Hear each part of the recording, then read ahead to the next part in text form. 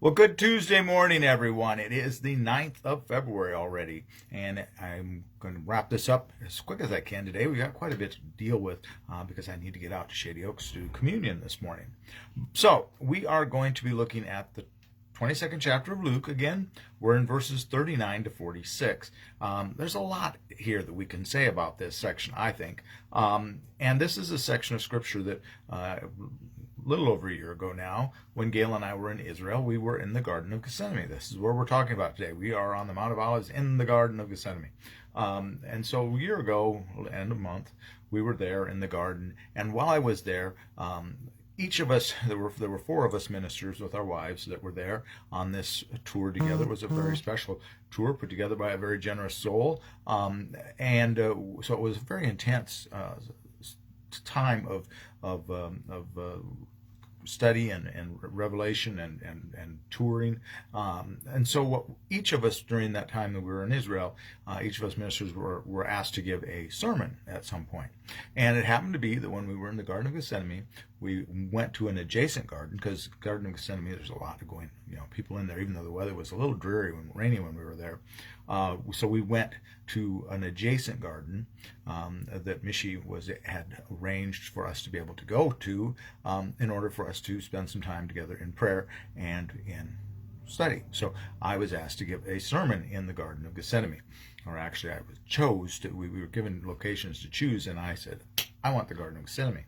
So that's where I gave it the sermon. So we'll talk. Some of what I talk about today will be what was in that sermon, and I will probably link that sermon to tomorrow's devotion because I carried it past this. I think I went to verse 49 in it, and today we're just going to go from 39 to 46. So I'll add that sermon as part of as a comment tomorrow. How's that? All right, so with that, let's jump into this, and we'll try to wrestle our way through this as quickly as we can. Luke 22, verses 39 to 46.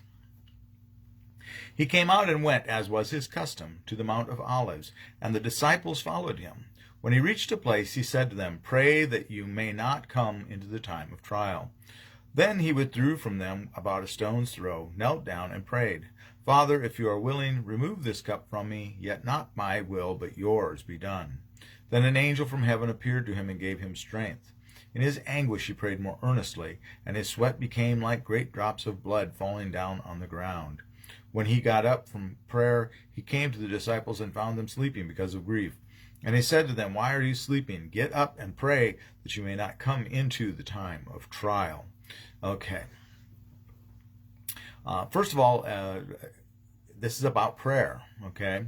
And oftentimes people point out, try to use that he came out and went, as was his custom, to the Mount of Olives, that it was his custom to prayer. I think it was his custom to prayer, but I think what that's referring to, and that gives us a little bit of insight into how many times Jesus has been to Jerusalem. It's his custom to go to the Mount of Olives, to go to that place, that garden, and pray, the Garden of Gethsemane, when he's in Jerusalem.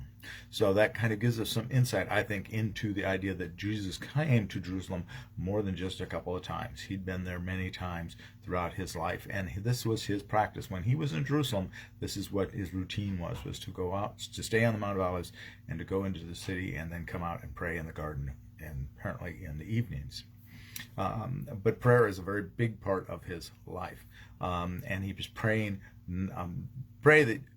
for himself, but he's also praying for his disciples at this point. One of the interesting things here also, he is, of course, as many have pointed out, he's praying for the Father's will, not for his own. He's going through anguish because he'd really rather not go through what he knows what's coming.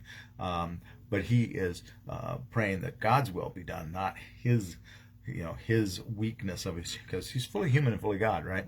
And this bit of scripture really speaks to that, I think, and it's not often commented on, but it really does. This scripture reveals the duality of Jesus very well, I think. So he's praying very much, and part of it is this, praying that God's will should be done and not mine. That shows his humanity very much. And then, because of that, an angel comes to comfort him. Right? Okay. Well, an angel comes to him to comfort him, and that's the divine part of this all. But then he's sweating blood also, okay, and that is oftentimes put in there, oftentimes believed to have been put in there to counter Gnostic thinking that Jesus was just basically a hologram in our way of thinking, like he was just a vision, not real, is what the Gnostics would say. He wasn't really human; he just looked like he was. But here, Luke makes sure to talk about the sweating like blood, or sweating blood, some translations say, to show that he is fully human. So we have that duality of the angel comforting God. And this is the second time the angel has come to comfort Jesus. He came in the wilderness too, remember? So we have that duality going on. And here also, when he gets up from prayer, he goes to the disciples. Now, this is a little different than the other two synoptics. Now, in John's gospel, he has the prayer before he goes to the garden. You'll notice if you go and read John's. But in the other two synoptics, in Matthew and Mark, he goes back and forth several times. But in Luke, he only goes one time to the disciples. And then the next thing is the betrayal is coming tomorrow. So this is what's going on with him here at this time of trial. He withdraws, he kneels down and prays.